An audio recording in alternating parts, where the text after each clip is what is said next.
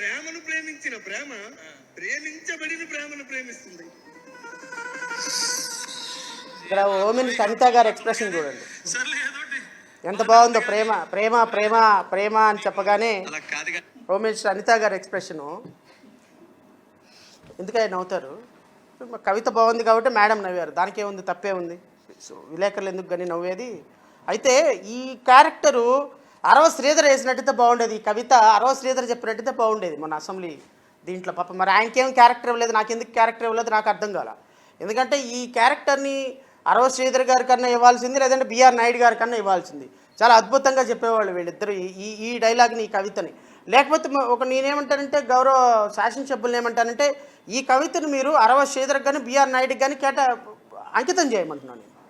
ఎందుకంటే ఈ ప్రేమను ప్రేమగా ప్రేమిస్తుంది, ప్రేమగా ప్రేమిస్తుంది అంటే గౌరవ హోమ్ మినిస్టర్ గారు నవ్వుతున్నారు.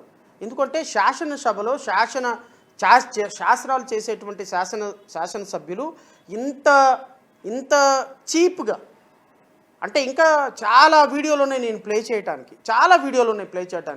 నేనేమంటానంటే శాసనసభ్యులకి పర్సనల్ లైఫ్ లేదని నేను అనను.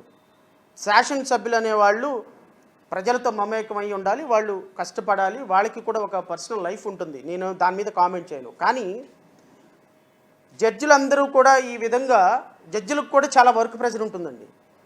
జడ్జిలందరూ కూడా ఈ విధంగా డాన్సులు వేసి ఇది చేసి ఒక కార్యక్రమం పెట్టి అది పబ్లిక్లోకి వెళ్ళింది అనుకోండి, ఆ జడ్జెస్ వ్యవస్థ మీద ఉన్నటువంటి ఒక నమ్మకం, సీరియస్నెస్ పోతుంది.